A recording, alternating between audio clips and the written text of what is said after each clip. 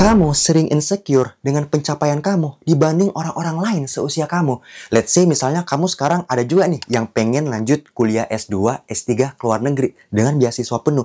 Tapi dari awal tuh udah insecure duluan dengan kemampuan kamu nulis esai, interview kamu, bahasa Inggris kamu jelek dan segala macam. Atau kamu juga pengen one day ngerintis usaha kecil-kecilan atau pengen juga punya bisnis yang besar dan bisa menghasilkan di media sosial. Tapi dari awal tuh udah kayak, aduh kayaknya aku nggak pantas atau nggak bisa, nggak sebagus itu, jelek, intinya membuat apapun dan segala macam. Sampai-sampai kamu sering merasa bersalah dan nyalahin diri kamu sendiri karena ngerasa belum bisa membahagiakan orang tersayang atau mungkin keluarga kamu juga.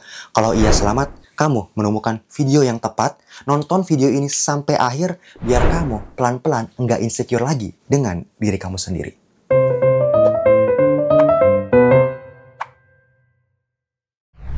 Assalamualaikum warahmatullahi wabarakatuh. Apa kabar semuanya? Sugoi! Iya. Nah, sesuai dengan arti kata sugoi yang berarti luar biasa, semoga siapapun kamu yang nonton video aku kali ini senantiasa dalam kondisi yang insya Allah luar biasa juga ya. Kalaupun enggak, semoga Allah memudahkan buat segala hal yang sedang kamu perjuangkan. Nah, buat yang baru ketemu video YouTube aku, selamat datang sekali lagi, salam kenal. Aku Didit, aku seorang dokter yang saat ini sedang melanjutkan S3 aku di Niigata University Jepang dan mendapatkan beasiswa penuh dari Max Scholarship. Dan saat ini aku lagi terlibat dan meneliti tentang berbagai topik-topik gangguan mental, mulai dari kecanduan game, depresi, ADHD, anxiety, sampai pola insecurity seseorang yang akan aku bahas di video kali ini juga. So, buat kamu yang belum subscribe YouTube channel aku, kamu bisa subscribe juga biar insya Allah nanti kamu bakal dapat berbagai update informasi tentang neuro behavior science hack. Intinya, bagaimana cara otak kita bekerja sampai mempengaruhi apa yang kita pikirkan, ucapkan, sampai membentuk perilaku dan kebiasaan kita, termasuk apa aja mental block yang selama ini menghambat kamu juga untuk menemukan potensi terpendam kamu, supaya bisa juga mewujudkan impian kamu untuk melanjutkan kuliah S2 atau S3 ke luar negeri dengan beasiswa penuh, atau pengen ngerintis usaha kamu dan bisa menghasilkan juga dengan media sosial. Oke, kalau enggak, at least aku selalu bilang, kamu bisa nonton dulu video ini sampai akhir. Setelah itu, baru kamu mau putusin, mau subscribe atau enggak YouTube channel aku ini. Oke? Oke, back to the topic. Aku yakin dan percaya siapapun kamu yang nonton video ini pasti udah nggak asing banget dengan istilah insecure atau minder. Iya nggak? Tapi mungkin masih jarang dari kamu yang benar-benar tahu apa sih sebenarnya definisi dari insecurity itu dan sebenarnya kenapa itu bisa terjadi. Tapi sebelum aku bahas kenapanya, karena sebenarnya nanti aku bakal ngasih sedikit sharing hal-hal yang berkaitan dengan yang lagi aku teliti di S3 aku saat ini. Aku pengen bahas dulu apa sih sebenarnya definisi insecurity itu. Nah, ini aku kutip dari kamus Amerika Psychological Association. Di situ disebutin insecurity itu adalah sebuah situasi di mana ada semacam perasaan yang nggak adekuat atau nggak ngerasa cukup baik kayak gitu di satu atau lebih area dalam kehidupan kamu. Apa aja yang ditandai dengan minimnya kepercayaan diri sampai sulitnya untuk berdamai dengan hal-hal yang berkaitan dengan penolakan, ketidakpastian, kegagalan, atau kesulitan. Terdengar nggak asing? Tapi menariknya kayak gini, insecure itu bukan hanya tentang sekedar kita minder sama diri kita sendiri dibanding dengan orang lain. Atau intinya ibaratnya kayak kita insecure gitu dan segala macam. Karena sebenarnya di penelitian yang sekarang lagi aku terlibat di S3 aku, kriteria insecure itu sebenarnya ada dua.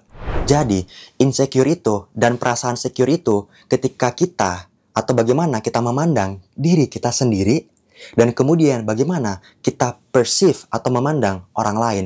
Makanya sebenarnya bukan hanya sekedar kita melihat orang lain terus akhirnya kita minder, tetapi bagaimana kita mempersepsikan diri kita terhadap diri kita sendiri juga itu membentuk pola insecurity.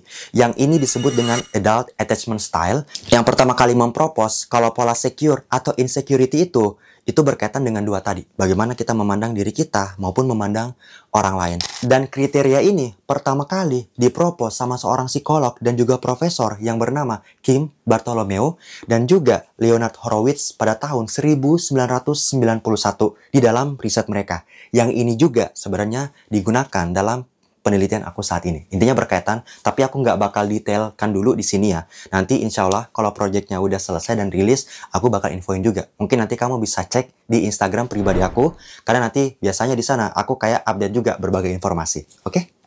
Tapi simpelnya kayak gini, walaupun dalam riset mereka menggaungkan kalau adult attachment style atau bagaimana sebenarnya kita sampai akhirnya bisa berkaitan dengan pasangan romantis kita. Let's say misalnya dengan suami atau dengan istri gitu. Itu atau sebenarnya apa perasaan emosi yang mengikat antara kita dengan pasangan kita saat dewasa saat ini sebenarnya adalah mirroring atau mimicking dari bagaimana pengasuh utama kita saat kecil sampai kita beranjak dewasa membentuk ikatan emosinya dengan diri kita. Dan sebenarnya umumnya kalau di Indonesia pengasuh utama itu biasanya orang tua. Tapi mungkin ada juga yang dirawat dan diasuh sama nenek atau tantenya. Intinya siapapun pengasuh utama kamu saat kecil sampai dewasa. Dan udah banyak juga intinya penelitian yang meneliti dan membuktikan kalau pola asuh saat kita kecil sampai dewasa itu tadi akan membentuk adult attachment style kita yang akan terbagi lagi bagaimana kita secure atau merasa insecure dengan diri kita sendiri atau melihat orang lain. Artinya apa? Kalau masuk ditanya, kenapa akhirnya ada seseorang yang merasa insecure atau minder saat dewasa? Sebenarnya itu tidak kebetulan. Karena sebenarnya setiap hal yang kita dapatkan sejak kita kecil sampai beranjak dewasa, itulah yang akan membentuk mindset kita sampai bagaimana kita mempersepsikan atau pikirkan sesuatu hal sampai apa yang akan kita ucapkan dan berperilaku. Semuanya nggak kebetulan dan berakar dari masa lalu kita. Kayak gitu ya. Bahkan kalau mau lebih spesifik, intinya kayak gini. Kalau misalnya sejak kecil sampai beranjak dewasa, seseorang mendapatkan pola parenting atau pola asuh yang dingin, bukan hangat, ini udah dibuktikan saat dewasa membentuk insecurity pattern, entah nanti dia masuk di kategori yang mana. Karena sebenarnya ada 4 kategori yang nantinya akan membentuk attachment style kamu pada saat dewasa. Entah nanti menjadi secure, ada juga preoccupied, dismissive, dan juga fearful attachment style. Tapi mungkin aku nggak bahas detail dulu di sini ya, lebih detailnya. Nanti kalau kamu berminat, kamu bisa ikut Mental Block Series bulan depan bareng 17. Nanti di sana insya Allah aku bakal mengupas lebih detail tentang attachment style sampai bagaimana mempengaruhi momen kamu saat dewasa saat ini sampai membuat kamu sering minder, insecure, entah overthinking, quarter life of crisis, dan apapun rasa takut yang menghambat kamu untuk juga bisa mewujudkan impian kamu melanjutkan kuliah S2, S3 ke luar negeri, atau mungkin untuk bisa merintis bisnis kamu dan menghasilkan lewat media sosial. Nanti buat yang berminat bisa cek link yang ada di bawah. Kamu bisa klik nanti di sana untuk bisa langsung daftar ya. Oke, see you bulan depan. Nah, sekarang aku lanjut ya. Entah kamu sadar atau enggak, salah satu faktor pemicu terbesar akhirnya kamu juga sering merasa insecure dengan diri kamu dibandingkan dengan orang-orang yang lain yang mungkin kamu pandang lebih wow daripada kamu. Sebenarnya ini disebabkan karena yang namanya social comparison. Mungkin aku udah pernah bahas ini di video yang sebelumnya tentang quarter life of crisis. Kamu bisa cek di sana juga biar nanti bisa dapat insight tambahan. Nanti di sini aku bakal lebih fokus bagaimana sebenarnya social comparison ini mempengaruhi kamu juga akhirnya selalu merasa minder atau insecure. Nah, social comparison ini pertama kali dipropos pada tahun 1954 oleh seorang psikolog yang bernama Leon Festinger. Aku nggak tahu nih, semoga benar ya cara penyebutannya. Dan di situ intinya dia bilang kayak gini. Kalau social comparison itu terjadi, dicatatnya, terjadi ketika seseorang menggantungkan nilai personal dan sosialnya dari bagaimana dia membandingkan dengan dirinya dan orang lain.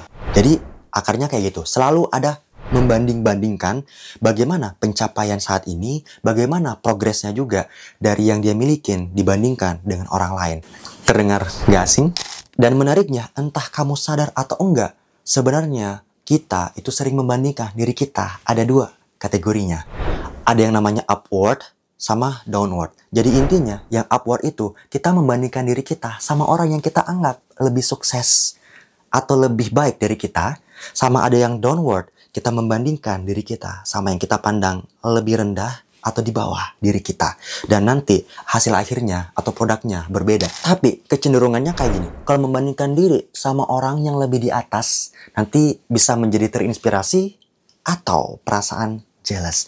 Kalau misalnya orang yang lebih di bawah, kita bisa menjadi bersyukur atau merasa lebih baik karena ada yang lebih buruk dari kita. Terdengar nggak asing? Makanya ini yang menjelaskan entah kamu sadar atau enggak, ketika kamu membandingkan diri kamu dengan orang lain, siapapun mereka, coba kamu cek lagi. Apakah perasaan yang kamu dapetin justru lebih sering ke arah jealous atau merasa lebih baik karena ada mungkin orang yang masalahnya lebih berat? Atau justru kamu bisa bawa itu ke hal yang lebih baik, entah bersyukur atau terinspirasi. Pada akhirnya semua pilihan itu ada di tangan kamu. Dan menariknya lagi, ada sebuah penelitian tahun 2008 yang udah menemukan setidaknya 12% pikiran kita itu dalam sehari itu berpikir hal-hal yang sifatnya comparison atau membandingkan. Jadi bayangin, kalau misalnya sehari kita tidur 8 jam, at least ada waktu 1 jam sampai hampir 2 jam digunakan untuk membandingkan diri kita dengan orang lain. Dan aku juga percaya siapapun kamu yang nonton ini, at least, bahkan aku juga nggak mungkin pernah lepas atau juga sering dan mungkin masih mengalami yang namanya insecurity itu. Setuju nggak? Artinya apa? Kamu nggak sendirian mengalami hal itu. Hanya saja jangan akhirnya kamu berselimut atau berlindung di balik alasan, aku insecure dibanding diri aku sama orang lain.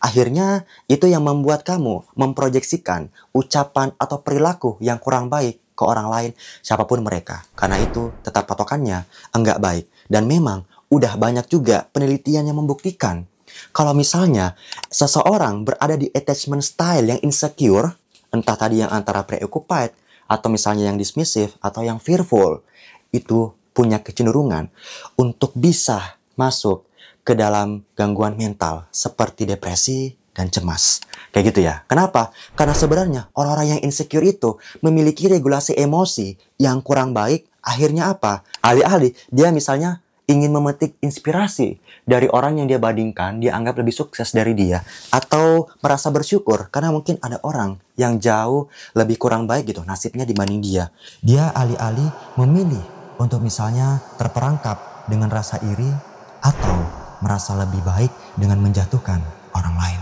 Dan ini yang sering ditemukan pada orang-orang dengan gangguan kepribadian narcissistic personality disorder. Karena akarnya sebenarnya berangkat dari insecure, tapi alih-alih dia ingin untuk improve dirinya buat menjadi lebih baik, dia memilih memproyeksikan insecurity-nya dengan cacian, dengan makian, untuk membuktikan dan menunjukkan bahwa dia yang selalu benar dan orang lain yang selalu salah atau lebih buruk dari dia.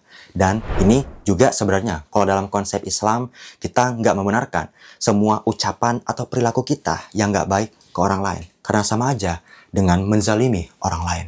Setuju nggak?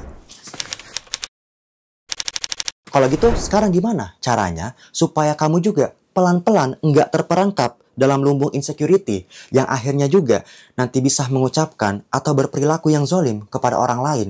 Solusinya yang aku pengen tawarkan adalah satu. Berhenti membanding-bandingkan semua hal yang berkaitan dengan diri kamu dengan orang lain. Entah itu pencapaian, entah itu progres kamu, entah itu karya kamu, whatever it is.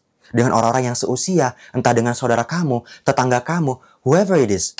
Termasuk jika kamu di sini mungkin ada orang tua yang juga menonton, aku mohon dengan sangat saatnya untuk berhenti membanding-bandingkan dan memilih siapa anak yang lebih favorit daripada yang lainnya. Karena pada akhirnya anak itu merupakan titipan dari Allah, bukan milik seseorang sesungguhnya. Sehingga begitu pun nanti kita, insya Allah, kalau one day diberikan karunia dan rezeki dari Allah, bahwa nanti kita diamanahkan untuk membesarkan seorang anak, kita berhenti untuk membandingkan dia dengan siapapun. Entah dia mungkin gak ranking 1, dia mungkin dan segala macam. Tapi percayalah, setiap orang itu pasti memiliki karunia yang telah diberikan sama Allah.